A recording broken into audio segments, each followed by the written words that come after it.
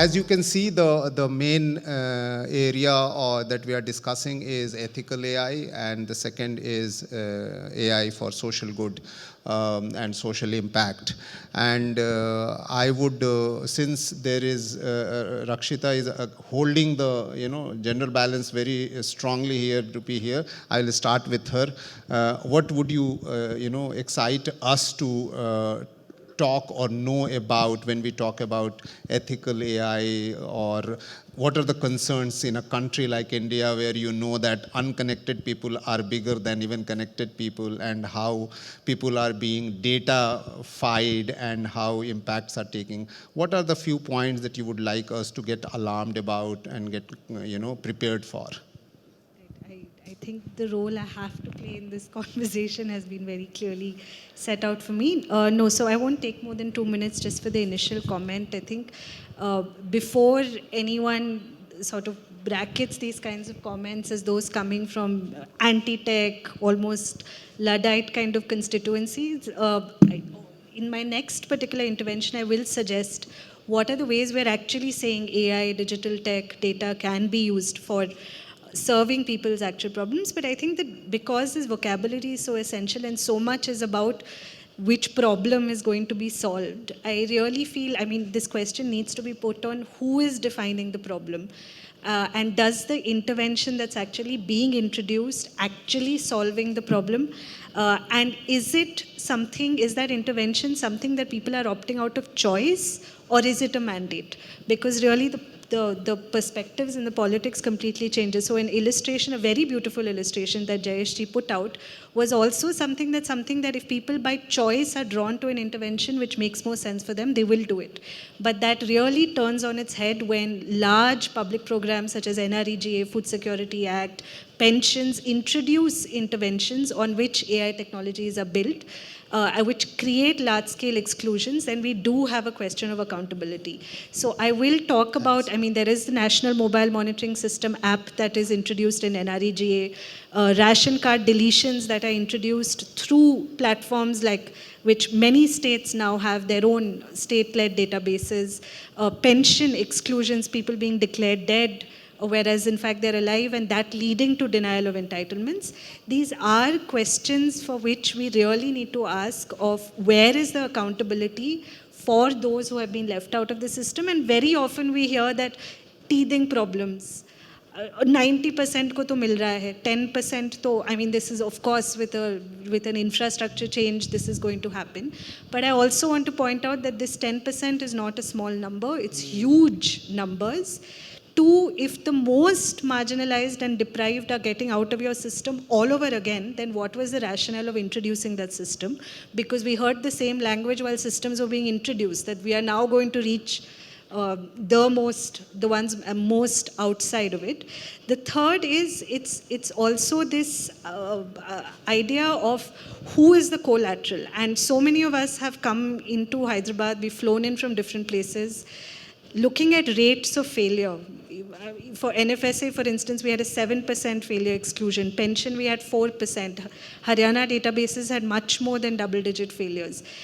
If these would actually exist in the open market, they would be driven out of business. We would not be downloading these apps because they're just not competitive. But there's a captive welfare population on which it's introduced.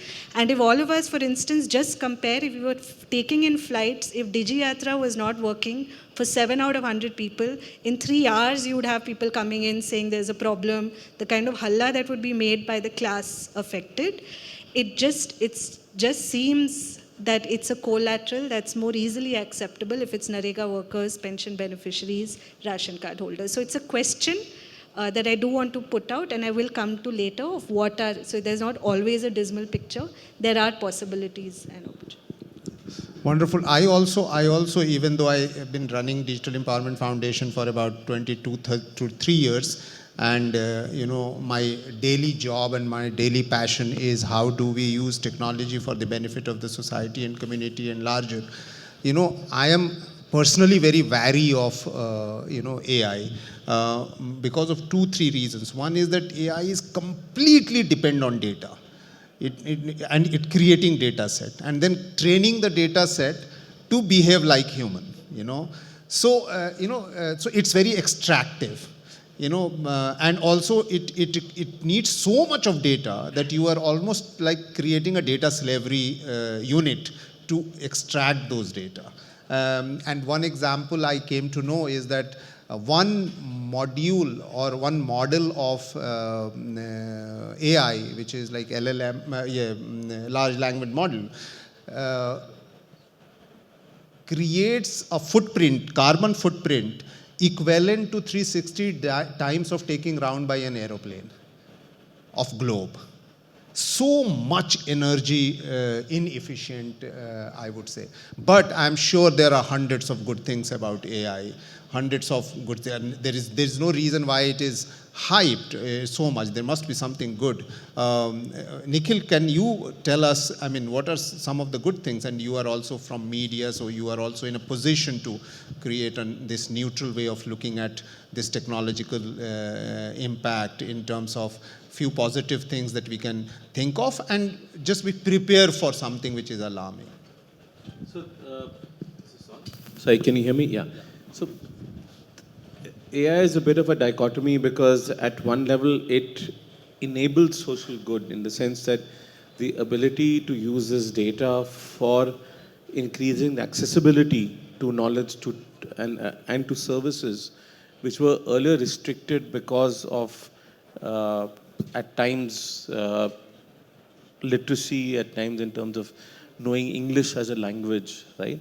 So one of the fundamental shifts that happened in AI around 2016 was that multimodal processing came in the sense that it wasn't just English to Hindi or English to Telugu. With multimodal, what happened was that you started translating between two languages and learning faster, which made access to knowledge and access to information more accessible to people. It's also, for example, when you look at one fundamental shift that happened when smartphones came about, was that we moved from physical keyboards to digital keyboards. Mm-hmm. And remember, there used to be phones with a specific Hindi keyboard that used to come earlier. Digital keyboards basically did away with that restriction. So technology is going to evolve to increase accessibility. It's never going to be 100% perfect, 100% accessible. And especially with AI and especially with generative AI and large language models, one of the things that we have to learn is that we have to expect imperfection. And in that expectation of imperfection, you have problems, like you mentioned, about exclusion. The problem quite often happens when we don't account for imperfection. We don't account for alternative mechanisms. We expect technology to work as if it's perfect. And we also don't necessarily need large language models. For example, Swechha has done incredible work that needs to be replicated across the country. They've built a small language model with near perfect translation, near perfect voice to text that can reside on your phone in a 300 MB space. Why is it that we aren't talking about this as a great achievement from India across the country? Why is it that we're not replicating this model across the country? We don't need we only look at things from a large language model lens, which is to quite an extent extractive, but Swechha has shown that you can do this in a community mechanism. They got volunteers to come and type out, in about 4 hours, the translation from Telugu, right? For voice samples, they held a free concert where, as a ticket, you had to give your voice sample to train the AI. And so there are non-value extractive mechanisms of developing this technology. Swechha has shown the way, and I think it doesn't necessarily have to be extractive. Yes, there are problems of extraction. Almost all large language models are built on copyright violation of media publishers, of scraping information of the internet, of incorporating personal information into large language models, which is unacceptable, right? So today there's a case, for example, in the EU about the mix of personal data with non-personal data. And under the GDPR, someone wants to remove their personal information from an AI model. They're saying we can't do it. So there are issues with which how large language models are built, but that doesn't mean that you can't have privacy preserving, copyright respecting models. And I think for us, Switch has shown the way. Is Kiran here from Swechha? I think he was here I think everybody should meet him. A great application from Telangana and very, very relevant. Arvind, I wanted to ask you a quick question because you're also techie, right? I remember that you were asking all kind of questions from the nominees, which I couldn't figure out what you were talking about. You know, what kind of framework approach that we should take, especially India, to adopt AI? And if we have to, create an ecosystem of mass level of solution, which is frugal, which is economical, which is non-intrusive, which is less extractive, what kind of approach? Because AI is here now. You know, you cannot get rid of it. Now everybody is going to use it. Technology is going to be dependent on it. We all are going to be converted into data. We all will be data. But how do we actually make it more sane? So this is a little larger domain, right? So on a rough thoughts around this one is, in India, when we are talking about language models, there is two parts to it, right? One is India's culture of the normal languages. And whenever we are talking about language in any global context, that will be primarily English-heavy stuff. And then there is we have this, when we are talking about India, and languages are not inclusion, it is an inclusion question, but at the same time, inclusion is not a feedback loop.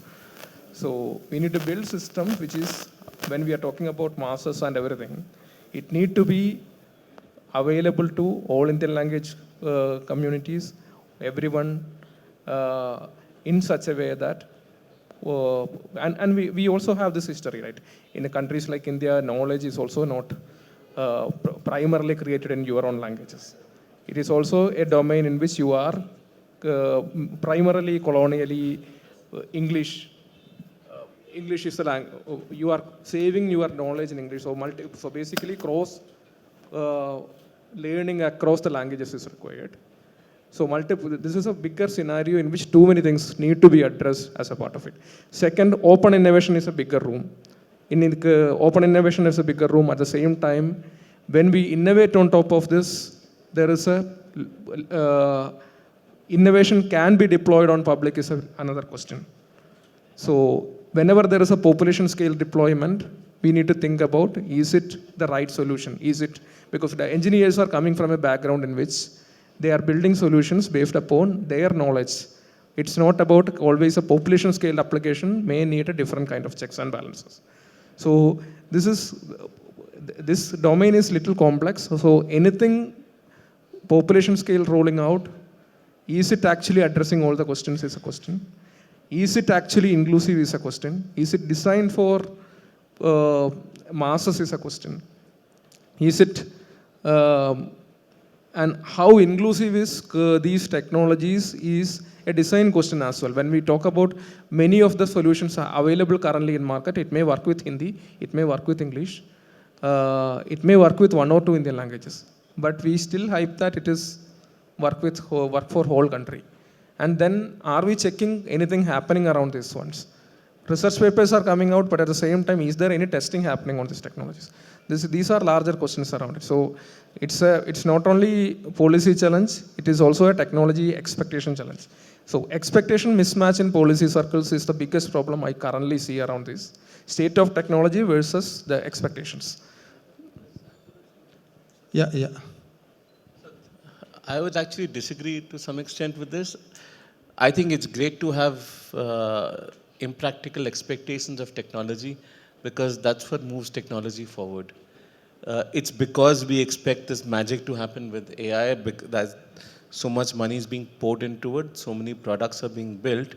And right now the focus is purely on developing better, faster, cheaper technology, right? The same thing happened with internet access. Today, storage, for example, we now have high-speed bandwidth. We have really low-cost storage. And as a function of that, we have the internet and the kind of applications and services that we have available to us. The iPhone, when it came out, was extremely expensive. And then because, and it was in fact a terrible device if you think about it, compared to today's devices, right? But that expectation is what moving us forward. I don't quite agree that, overblown expectations are bad. There will be a boom, there will be a bust, but I would go back to what Mr. Ranjan said when he spoke earlier. We have to start with use cases first. The technology is going to enable the use cases, but unless you understand what people need, they won't get built. But I also feel there should be room to play. There should be room to experiment, room to make completely useless applications that are fun, because that's the joy in creation that leads someone to go through a journey of building, a journey of development, and building really useful applications in the future. Everything that's made, first version of everything is crap. It improves with time. Thank you. I just want to, people who support AI, please raise your hand. And people who don't? Wow. So this discussion is useless. We are ready to be data-fied, I guess. Jayesh sir, I have a very simple question, is that you have a significant tribal population in Telangana. You have a significant rural area in Telangana. Telangana is also on a leadership side of technological deployment and technological adoption.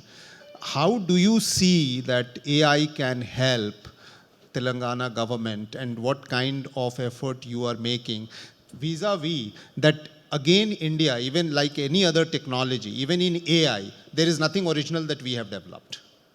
ChatGPT comes from somewhere else, some AI application comes somewhere else. We are again only either replicating or working on them. There is nothing called indigenous technology here. How do you react to that very quickly? No. So that's not fully true. If you were here yesterday, you would have met lots of people. For example, the founder of Sarvam AI was here, and Mr. Amitabh is here from Bhashini. There's so many interesting work which is happening in India also.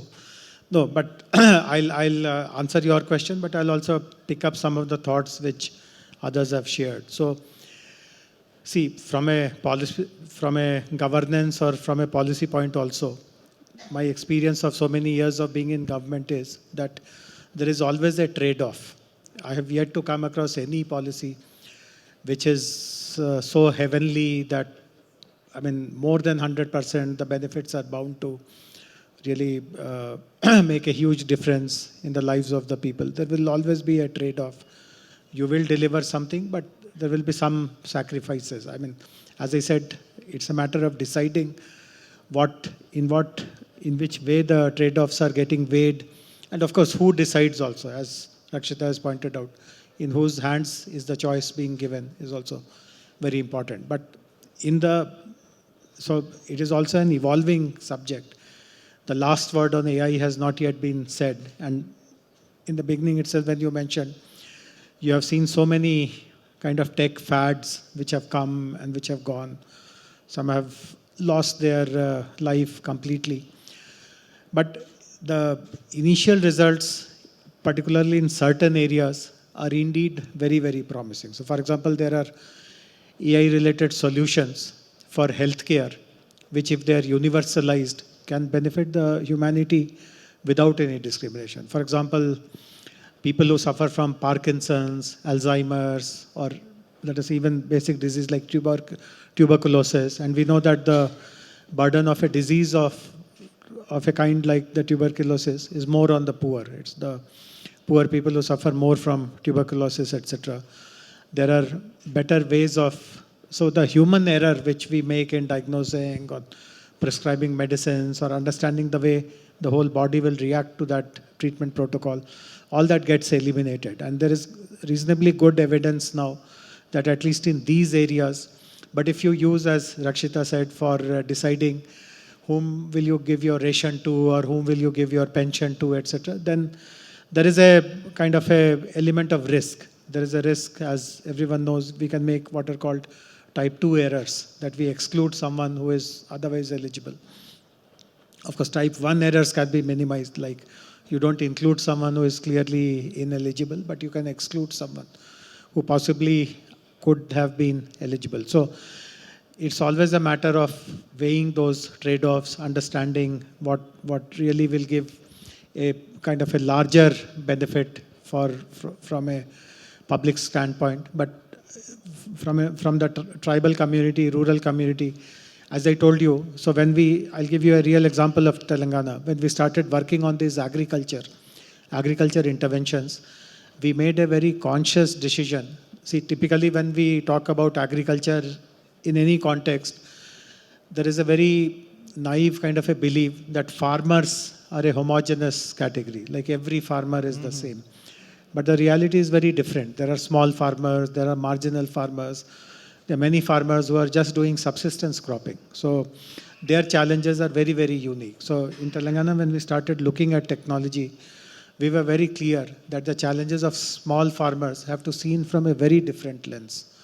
And the large farmers, the big farmers, they also do face productivity gaps, etc. But they require a different way of solving those kind of problems. The solutions which are designed for small farmers need their buy-in right from day one.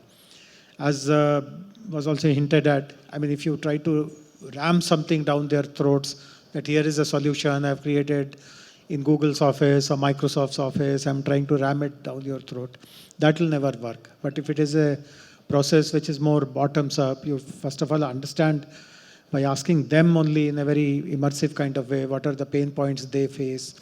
And if they tell that this is something which generationally they have not been able to figure out, and if you show a solution. So health, agriculture, and so many other areas where the basic quality of life there's a big difference between cities and countryside. These things can potentially do a lot good. Thank you. Rakshitha, you talked about exclusion, which is certainly the biggest issue is about technology. But technology talks about always inclusion. They talk, we want to include you. They talk about efficiency. They talk about quality of everything. They talk about minimizing corruption and all that. But the social workers and the activists, they see that how many people didn't get pension, how many people didn't get ration, how many people didn't get their attendance recorded, how many people didn't get counted, and so on and so forth. And this problem looks like that is never ending because we are not making the basic infrastructure pervasively available to the people and making it mandatory for people. That's what I'm seeing the approach. And if AI is coming, it is going to become more, because then in the name of efficiency, you are going to push more and more.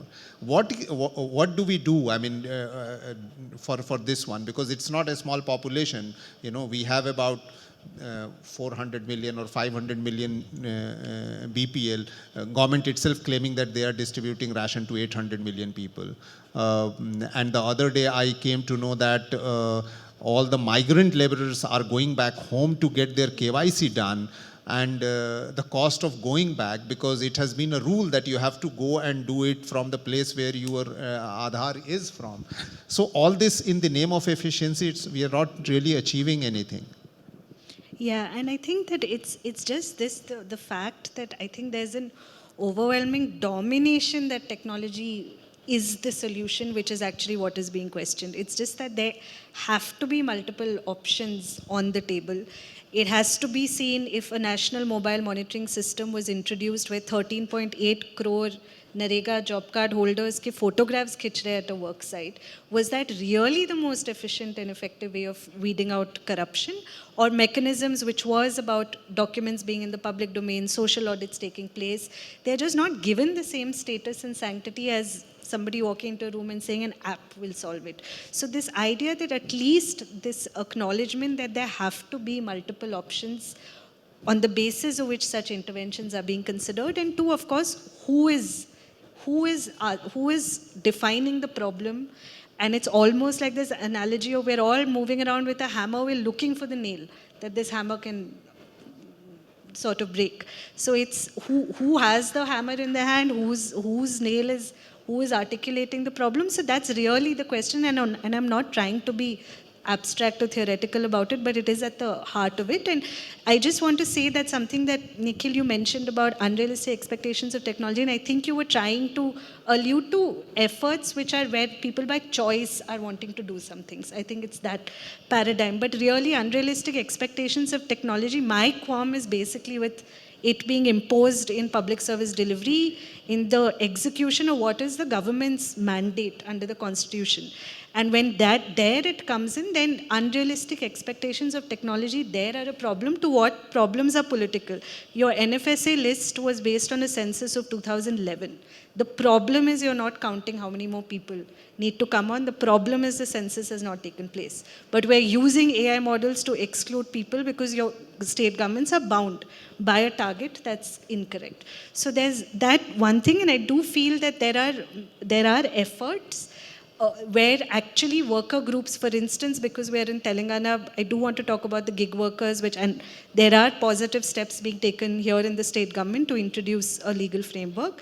But the idea in the gig workers campaign for a legislation, the whole idea is for too long aggregators have used platforms to not even actually make enough profits. It's a different thing that they're losing, but the discourse is what they're running. But if these platforms were designed and can be leveraged from the point of view of workers, it can look very different. And we're seeing the kind of resistance from the private sector when worker groups are coming and saying, fine, okay, on every transaction, let there be a cess introduced. Or things like automatic registration, or there should be a transaction mapper. These are all things that only digital technology can enable. We're not able to think of these steps for construction workers, domestic workers. We're able to do it only for an economy which is mediated through digital technology. So there is scope, there is possibility, but the ones fighting for it are just not being given that much space. And there's, one last thing that I just want to say. I just feel that the minimum duty, that if at all this is, like you said, datafication is now obvious, AI is now, it's become default, the minimum duty of upholding transparency. If now everything is in fact truly digitized and everything is already there, then in the click of a button, you can make information available of who got excluded, what are these savings, crores of rupees of money saved by weeding out. We want to see who are the ones removed, how did that money get saved. So this is by default, transparency can be generated, which is being withheld. And so that's also something that I want. Thank you. I won't come back to the round. We will also keep the finishing line. Yes, go ahead, Nikhil. Yeah. I think one of the problems that we are seeing, and we've mentioned this before with Aadhaar, though not here, is the idea it was voluntary but mandatory. And by design, these technologies is being used as a mechanism for exclusion. The other thing that I wanted to highlight was related to AI, is that it's also fast becoming, and it's already been for a while, a system of surveillance, which our Data Protection Act has actually enabled. So publicly available personal data under India's Data Protection Act is exempt from the provisions of the Act, which means that if you have your photo up on social media, there are surveillance technologies, there are surveillance companies that can take your photograph and they will not then be use liable. it to train, right? So Clearview AI lost this case in the US because it was taking social media, photographs from social media to train its surveillance mechanism. In India, it is legal now to do this. And let's not forget, we're actually in a state where the highest number of CCTVs are there. There are instances of the police tweeting about the fact that they're stopping random people on the street and putting tablets with facial recognition on them. So there are serious concerns with the deployment of facial recognition, of AI services, tools. Delhi police is using predictive policing as a mechanism where they're marking certain areas as being symptomatic of certain problems, and by that mechanism marking people from those areas as potentially being symptomatic of certain problems, right? So we're fast heading also towards a minority report kind of a situation If you go back to that book by Philip K. Dick, where you might even come to something called predictive, whether someone is likely to commit a crime or not. We're not there yet. Thankfully, there are laws that prevent this. But let's not forget that we have the technology that can actually create that kind of discriminatory mechanism. And in the ways that police is using technology, those problems are getting created. We are effectively feeding systems that are being used to surveil us and can be used to profile us. Most states, I mean, before the Supreme Court case also, different states had presentations up online about 360-degree profiling. That is all data. Now, predictions and identification and all of that's becoming easy. Digi has been rolled out in a mechanism that is again voluntary but mandatory, in the sense that there were people standing there taking photographs without consent. UHIDs in terms of the NHA was also being done without consent. So I'm not saying there are no problems with the way AI is being deployed or with the way technology is being deployed in the country. And how do we protect our rights is something which at least the central government doesn't seem to care about right now.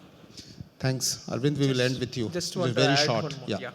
So with we had this discussion about state of technology versus expectation rights. So adding to the point, I'll tell you one of the examples I am recently saw on a show by one of the IAS officer about the tribal population and AI chatbot, primarily AI chatbot for public service delivery. So this scenario was in a different state. So the expectation by the officer is officials does not know much about the policies. So the smartphone using youth from the tribal youth can use the chatbot to get to know about the government schemes. But whole designs primarily avoids the situation that they don't understand if the AI hallucinates, how this will be addressed. And who is responsible for giving a government chatbot giving a wrong answer, which is a very prominent scenario happening in that case. Same way, I think most of this AI for public service delivery use cases usually works only on English or very limited set of languages, and the level of hallucination we can see with the detailed testing is also very high.